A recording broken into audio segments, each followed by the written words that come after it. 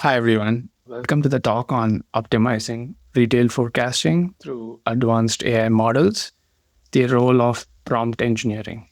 In this talk, I'll be talking about how the generative AI has had an impact in such a traditional field such as forecasting, where it was always thought about using statistical machine learning and deep learning models, and now how these generative AI applications can impact and enhance the development of these models.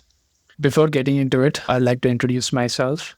I'm Sijo Valayakkad Manikandan. I'm a data scientist with over 7 years of experience, and I have experience in traditional ML, natural language processing, and other areas within data science. But my primary focus and interest in the past couple of years has been at forecasting at scale and how to use these different areas to enhance forecasting in the retail, QSR, and other spaces. I'm actively involved in research in bringing these multidisciplinary developments in AI and machine learning into other fields. And I've been a mentor to a few data scientists, junior data scientists, and I'm also part of several startup accelerator programs on how to use AI to improve their businesses and also to develop intelligent automation systems. I have a Master of Science from the University of Texas at Austin, and I am an engineer. Yeah, so let's look into what we are going to talk today. This is a quick overview of what we'll be covering in today's talk. The first, I'll talk about why do we forecast. We'll start by discussing the fundamental reasons for forecasting in retail, such as predicting demand, optimizing inventory, and improving customer experience. Then I will go into the forecasting challenges, and then I will get to the specifics of prompt engineering and how prompt engineering can help forecasting.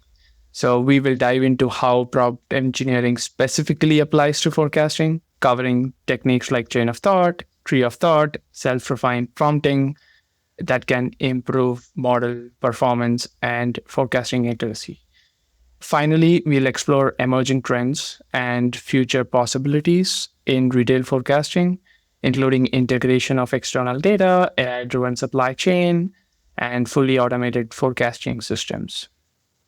By the end, you will have a comprehensive understanding of how prompt engineering can enhance AI-driven retail forecasting and the exciting potential of these advancements in retail industry. First, why do we forecast, right? So we know that the retail value chain is made up of flow of goods from manufacturers to consumer. So if you take any goods, let's say, for instance, let's take a t-shirt.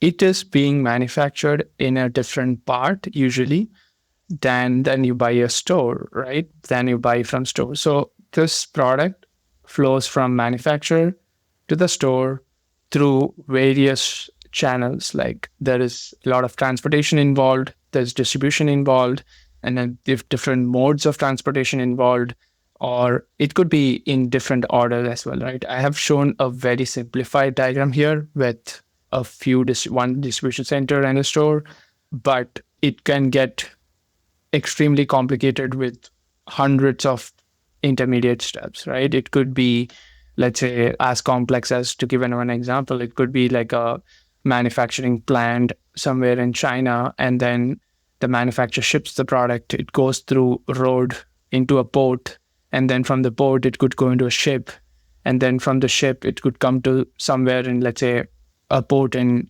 Europe or something, right? So then from the port, it's again traveling via a truck or something to a distribution center. And then from the distribution center, it would go to another warehouse sometimes. And then from the warehouse, it will come to your doorstep, or it could go to a store. So it can get extremely with respect to how a good or a product travels to consumers, right? So, and this is one. So now that we know, like the value chain, even there are other factors that affects the retail landscape, right? We saw how there are different components, and when you have a lot of components, any uncertainty in each of those components can affect how the consumers receive the product. Like, imagine ordering something on, let's say, e-commerce website like Amazon, and Amazon tells you the product will reach you in, let's say, 1 day or a 2 day, right? So you have the expectation, but there's a lot of things going on behind the scenes to get the product on time to the consumers. So it's extremely important to forecast when it's going to reach, and so that the customers know when it'll reach you. And it leads to a lot of customer experience and consumer satisfaction and developing a relationship with the customers. So one of the key challenges that here is, like, we need to start producing products way before the anticipated demands in a lot of cases. Let's say if you're talking about a t-shirt, it takes a while for the t-shirts to get manufactured. And even before manufacturing, there's a product design involved. So the retailers want to predict the demand in advance so that they could get a head start, right? And another thing is, these product designs and things like those are customer driven, right? Like, the maybe, I don't know, a gray shirt might be trending with some abstract design, might be trending now, but what is going to be trending, let's say, 1 year from now? It's hard to predict, but you can get senses and sense from the consumer behaviors. And also with respect to omni-channel, like, a lot of people are shopping online, in store. Sometimes they go in store and look at the products, try it out, but they don't want to carry it in the store and they order online. So over the years, the retail landscape has become extremely complex, and forecasting is a critical component to identify these signals in consumer preferences, right? And also, there is say various components when it comes to forecasting. Let's look at some of the challenges. I'm going to touch upon the extremely critical ones with respect to forecasting. Like, one of the things is horizon, right? Like, even if you are forecasting, let's say, something like a demand from consumer, it looks simple. It looks like it's the same thing, but forecasting demand is different when you're looking at different horizons, like greater than 24 months from now. We are making decisions on product design, contracts, strategic planning, and other things, right? But let's say if you're looking at something like between 3 to 24 months, we are looking at, okay, assortment planning, space optimization, sales and operations planning. But when you get into a 3 to 12-week period, we are looking at a completely different use cases: workforce optimization, capacity management, inventory allocation, distribution center replenishments, and other aspects, right? And 1 to 3 weeks, we are extremely operational, like inventory allocation, clear outs, discounts, and other things.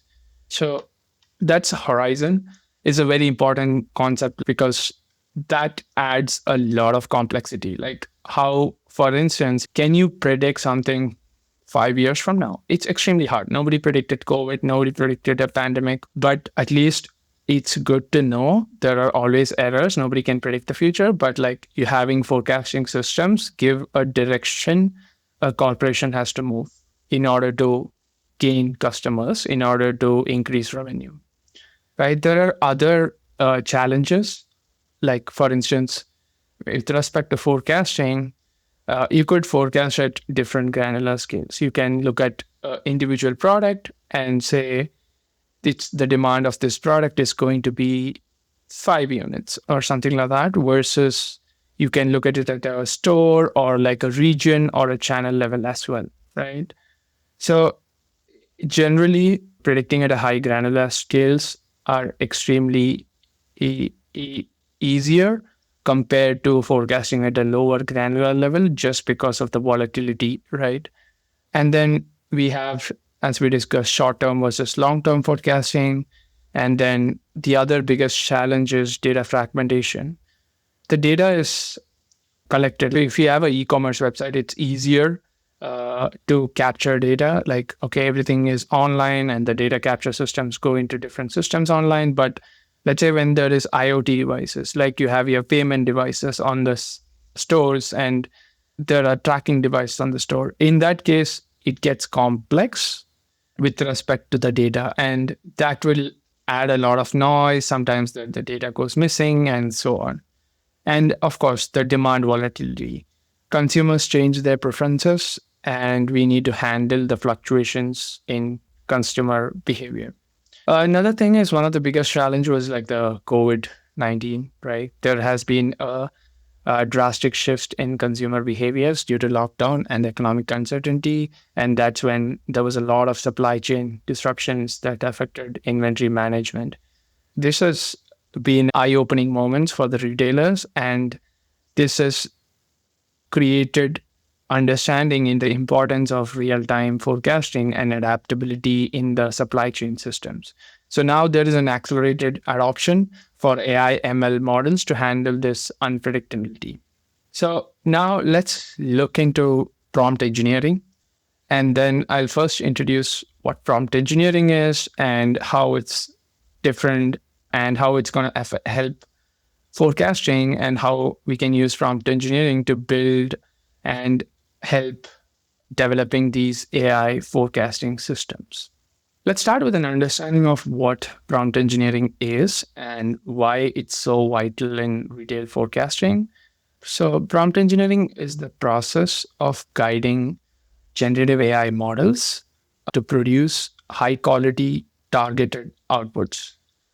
This involves carefully choosing the right format, phrases, and structures that shape the AI system's response, right? So when we talk about prompt engineering, we know that there has been a lot of generative AI applications like ChatGPT, Claude, Anthropic, and every tech company is building their own LLM models and generative AI solutions and so on, right? And this has boosted the productivity of developers, data scientists, data analysts, and so on, right?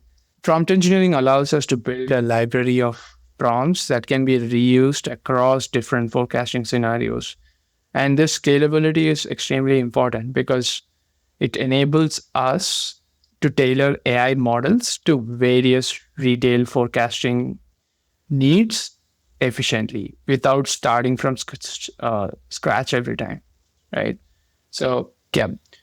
So that has improved a lot of saved a lot of developer hours, and like I personally have used it to create a few systems, and we will get into some of the key techniques and how we can use those to quickly develop these systems.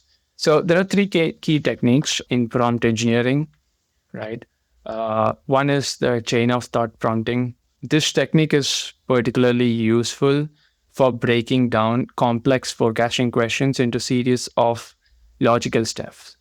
For example, if you want to forecast seasonal sales trends, the model can first analyze historical data patterns, then consider external factors like holidays, and finally produce a forecast.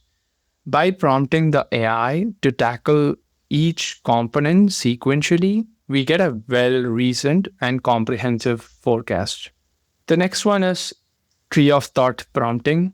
With this technique, the model explores multiple solutions or ideas before reaching a final conclusion. In retail forecasting context, this could mean evaluating several forecasting methods such as ARIMA, seasonalize, SARIMA, and different machine learning models, and then comparing their suitability based on the retail requirements such as sales volatility, demand fluctuations, seasonality, and so on, right? So this approach allows the AI to consider different paths and select the most optimal forecasting approach. The third one is self-refined prompting.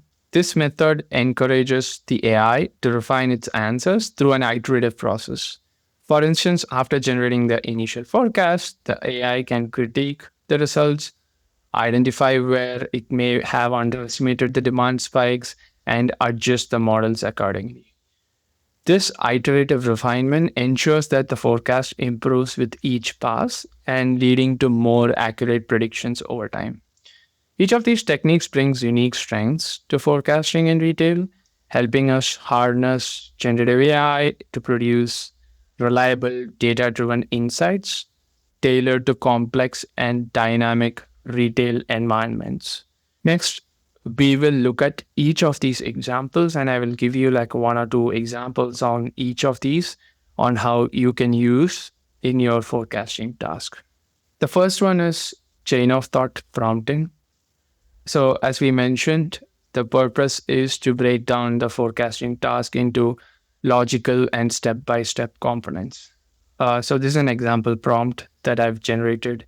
So, for instance, develop a retail sales forecasting model by breaking down the process into key steps. Start by preparing the data, then explore and evaluate different forecasting models, and conclude with an evaluation on the test dataset. Outline each step and include key consideration. In here, I'm telling the model each individual step that the generative model has to perform, and then outline the each step and then include key consideration. Depending on your AI model, you can expect different results, but this is a sample result that AI could come up with, right? So first, it'll start with data preparation, as I mentioned. It could convert dates into datetime formats such as index, check for missing values, and fill them using interpolation, aggregating the data, and so on. Then it'll start doing the exploration of model tuning and then model evaluation. So I'm not saying the models are perfect or anything, but currently the generative AI models can do a lot of tasks by itself by generating codes, and it will save a lot of time. For instance, converting date to datetime format or checking for missing values and so on, right? You get the scripts, you get the inputs from these models quickly. Sometimes you may also miss out on certain things, right? The benefit is with this chain of thought prompting is it guides the AI system to systematically approach each component of the task, ensuring that all the critical tasks are covered logically. Then we have the tree of thought prompting. This is one of my favorite approaches because it explores multiple approaches to solving the forecasting problem before selecting a final model, right? One of the example here is consider three different approaches for forecasting retail sales: a traditional one, a machine learning one, and a hybrid one. And then for each approach, provide basic outline of steps, advantages, limitations. Finally, recommend the most suitable one. So the model could first start with the traditional, and then we have the machine learning models such as XGBoost, Random Forest, and then a hybrid one, which is to combine the RMR with XGBoost here, right? And then it would also suggest, okay, for large seasonal data, the hybrid model may offer the best performance and so on. So it actually gives a lot for even just this one is more about what you can do. Okay, these are the steps that you could take, gives a structured approach in project management itself. You can also next go ahead and ask the next level question, right? Is to generate codes for these. And then so that you can keep adding to your thought process.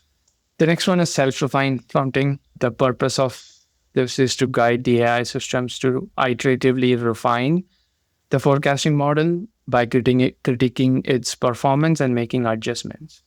An example is create a retail sales forecasting model using Sarima model and then critique the model based on its test performance. Identify issues such as estimating seasonal peaks, refining the model to improve accuracy, and finally evaluate the refined model and report the improvements.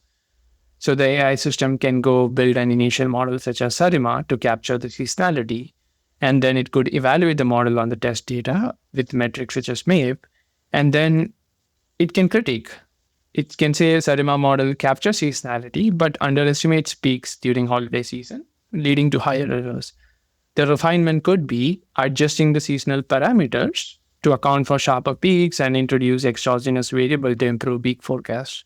And final evaluation. So this approach allows the AI to assess and refine its forecast iteratively, leading to more accurate, tailored model of for retail forecast, right? So this is the approach that as data scientists we use in our day-to-day lives as well, right? We start with a baseline model and then iterate over and over again, conduct experiments, evaluate to finally come up with our final solution, right? So we are prompting the AI systems to do the same to select the best model. What are the applications of prompt engineering in forecasting and how can we actually use them? It's a very unique question because people still think about prompt engineering as something that helps with NLP task, and they see it as used in chatbots and like different websites or product recommendation or in generative AI application. How can we use this in a traditional field such as forecasting? Right? There are so many people are getting creative with so many new applications, but there are a few areas where we can use greatly enhance the forecasting process. The first one is proof of concept development. When building a new forecasting model, prompt engineering can help quickly generate a proof of concept. This allows to test ideas, validate model feasibility, and demonstrate initial forecasting capabilities before this full implementation. Next is generating scripts. Writing scripts to pre-process data or evaluate models can be extremely time consuming. But with prompt engineering, we can guide AI to generate clean, efficient code for tasks such as data cleaning, feature engineering, and model evaluation. This accelerates development and reduces manual effort. One of my favorites is exploratory data analysis. For forecasting, understanding the data patterns is critical, and prompting the AI to perform EDA helps visualize trends, seasonality, anomalies, and etc. The visualization scripts are particularly complex. It's not complex with respect to the conceptual understanding, but it can get cumbersome with respect to the different libraries and different data types and so on. But AI is good at just extracting the logical data, right? So it saves a lot of time. It has personally saved me a lot of time in developing scripts and visualizations to identify patterns. Then we can use AI to debug. I saw a stat that, okay, the Stack Overflow's traffic has been going down a lot since ChatGPT was introduced, and there's a reason for that. You can easily ask these systems to debug your script. And with the right prompt engineering, it gets better, right? Like it can show you things that you have missed out personally, and it also increases the data science productivity. And one of the other interesting and the new area is to get signals from textual data. Retail forecasting can benefit from external textual data like news headlines, social media sentiment, and so on. And with the right prompts, we can extract key signals from text, such as sentiment trends that correlate with sales performance. And this data can be incorporated into our forecast to capture the impact of market sentiment or economic events on retail. And each of these areas demonstrate how prompt engineering supports the efficient development of robust forecasting models, making the AI driven forecasting process more scalable, insightful, and responsive to complex retail needs. Next, I'm going to show some use cases on how to use some prompts. Right. So this one is around proof of concept development. Like how do you develop a comprehensive time series forecasting model? One prompt that we could use is develop a Python script to create comprehensive proof of concept time series model using Sarima. Now we are outlining each and every step that the AI model should use, right?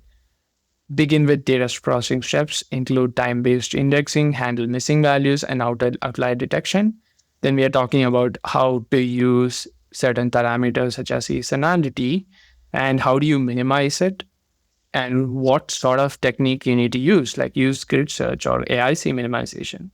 Then we are talking about the backtesting strategy, split the data into training and use error metrics such as MSE and MAPE and provide visualizations for both actual versus forecasted values and also include residual diagnostics. Now, conclude with a summary report, assessing model assumptions, limitations, and suggest potential next steps. Use Panda, stats models, and Matplotlib to implement this robust approach. So there is a lot of information that's given to the AI model so that it doesn't hallucinate, it doesn't stay away from it. We have very specifics to work on, but it is still your job to provide these specific instructions so that AI models can easily generate them. The other thing is around script generation, right? So this is a prompt for sophisticated data transformation and aggregation script. So the prompt is around generate a Python code that performs advanced data transformation for time series analysis on a dataset sales data containing date, product category, and transaction value. This code should. So we're already giving data specific. So I made up these features and data set, but we are giving some very specific column names which matches with the data that I have so that it's easy for me to just copy paste and then get started, right? And then I'm talking about, again, the specific convert date to time-based index, handle any missing or inconsistent timestamps, adjust for time zone differences if necessary.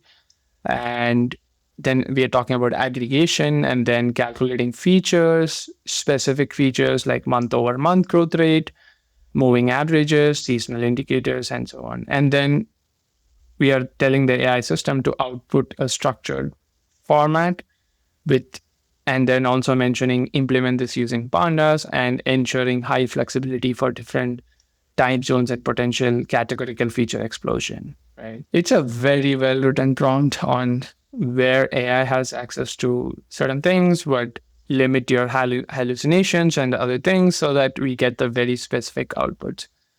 And this is a exploratory data analysis prompt to get an in-depth visualization of trends, seasonalities, anomalies. So it is around design a Python code that performs exploratory data analysis on a time series data set, sales tiers with column date and sale. And we are telling what exactly the script should do, generate an interactive line plot, decomposition, and annotate anomalies using C-score method, and summarize insights from EDA in the report section, highlighting seasonal patterns, cyclic trends, and any anomalies.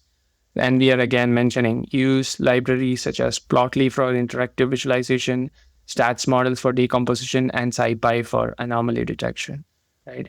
So by limiting the AI system to certain libraries which you are familiar with, it's easy to take this work as an initial starting point and then build upon it. So this is the last example. It's one of the most upcoming trends, right, is to capture the signals from textual data. This is another favorite of mine. I would call it the advanced signal extraction from text for time series modeling. So the prompt is around generate a Python script to extract meaningful signals from dataset, use headlines containing date and headline, and integrate them into time series stock prices dataset with date and closing price. This is not exactly a retail forecasting sense, but it's still on the time series. A retail forecasting use case would look like something like getting a social media trends and like seeing any index or create an index saying the customer sentiment, right? So in here, we have a few steps, right? See, pre-processed text data with advanced NLP models, and then specific steps like tokenization, removal of stop words, lemmatization, and extracting sentiment scores using fine-tuned model for finance or industry-specific sentiment. Then we are talking about how to aggregate sentiment scores and keyword frequency metric that reflect public sentiment and event frequency and merge these with stock prices. Then we are talking about causality to predict relationship between sentiment signals and stock prices movements. And finally, generating a visual correlation metrics and time series plot, overlaying sentiment score, and stock price to illustrate alignment and divergence trends. Implement Spacey or transformers for text processing, pandas for merging and transformation, and matplotlib or seaborn for visualization and correlation analysis. So these are some of the things that like add a lot of value, right? See, like can quickly generate scripts. You can quickly ask these AI systems to get trends with large amount of text data and integrate it with stock prices. At least you could see whether you are seeing any signal or not without even wasting any development time. Right. Having said that, the AI systems have a lot of benefits, as we saw. Feel free to use any of these prompts in your forecasting task, but there are a few things that we need to be aware of when we practically implement these prompts. So the quality and the accuracy of the forecasting outputs is heavily dependent on the clarity of the prompt. Vague or incomplete prompts can result in models that overlook factors like seasonality, trends, specific time intervals, leading to unreliable forecasts. So when you looked at some of the prompts that I've shown, I'm not giving any open-ended prompts, right? It's all closed-end. I'm even with respect to the library scripts on how much an AI system can go. So that's very important because it can actually, if you don't give the right prompt, you can actually end up with scripts that would take you a long time, or even the AI systems can tell you things which is not actually true, which may be hard to debug at a later point in time. And then many advanced forecasting models generated by prompt engineered scripts, especially like deep learning approaches, can be difficult to interpret because they have the liberty, and also it's very hard for us to look at a deep learning model since it's like a black box type of model, right? Even though we have weights, it's very hard to go through all the non-linearities within different models, right? So it'll be hard to debug, right? You need to be careful when you're doing such modeling tasks. And then prompt engineering models may struggle to account for unexpected external shocks like economic crisis, pandemics, because the AI models itself is based on limited data. So you need to have an understanding of till when the data is trained and what's the limitations and what these models can't do, right? And also the reliance on high quality data and pre-processing. Accurate forecasts require clean and well-processed data. The AI models generated from prompts may not automatically address issues like missing values, irregular intervals, outliers, unless you are explicitly prompting these systems. So you need to be extremely careful. It's not just forecasting, but with respect to forecast, you need to be extremely careful so that it doesn't increase the risk of inaccurate forecast if data issues goes undetected, right?